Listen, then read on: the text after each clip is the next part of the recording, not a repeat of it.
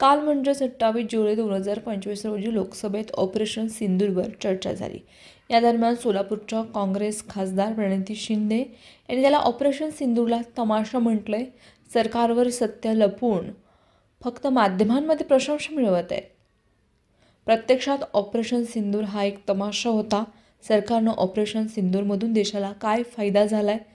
या कारवाईत किती दहशतवादी पकडले गेलेत? पाकिस्तानने भारताची किती विमानं पाडली?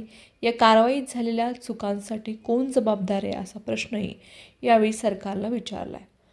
ऑपरेशनमधून काय साध्य झालंय? ऑपरेशन सिंदूरवर सोमवारी लोकसभेत प्रचंड गदारोळ झाला। सरकारच्या वतीनं संरक्षण मंत्री राजनाथ सिंह आणि परराष्ट्र मंत्री एस जयशंकर यांनी पहलगाम हल्ला आणि त्यानंतर झालेल्या ऑपरेशन सिंदूरवरती सविस्तर माहिती दिली। पण या दरम्यान विरोधकांनी केंद्रावर जोरदार हल्लाबोल केलाय। यावेळी खासदार प्रणिती शिंदे यांनी तर ऑपरेशन सिंदूरला चक्क तमाशा म्हटलंय। शिंदे म्हणाले की सरकार या ऑपरेशनच्या यशाचा दावा करत आहे, मात्र हा फक्त सरकारचा मीडियावरील तमाशा होता। प्रणिती पुढे म्हणालेत, या ऑपरेशनमध्ये काय साध्य झालंय हे कोणीही सांगत नाही। किती दहशतवादी पकडले गेले, आपण किती लढाऊ विमानं गमावली, यासाठी कोण जबाबदार याचं उत्तर सरकारने द्यावं। देशात सध्या प्रश्न विचारण्यावर बंदी आहे। सरकार प्रश्न ऐकू इच्छित नाही। जबाबदारीपासून सरकार पळ काढत आहे। मुख्य मुद्द्यांपासून नागरिकांचं लक्ष हटवण्यासाठी सरकार प्रयत्न करत आहे। यासाठी खेळ आणि मनोरंजनात जनतेला व्यस्त ठेवलं जात आहे।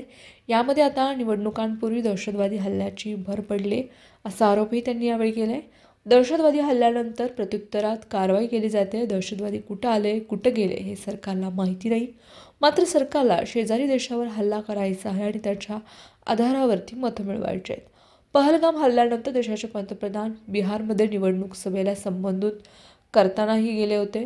पंतप्रधान 24/7ला निवडणुकीमध्ये मोडमध्ये होते असतानाच पंतप्रधान 24 तास निवडणूक मोडमध्ये असतात। मला आपल्या सैनिकांच्या शौर्याबद्दल अजिबात शंका नाही, मात्र हल्ल्यापूर्वी पाकिस्तानला माहिती देणं आणि अमेरिकेच्या दबावाखाली शस्त्रसंधी करणं हे चुकीचं होतं।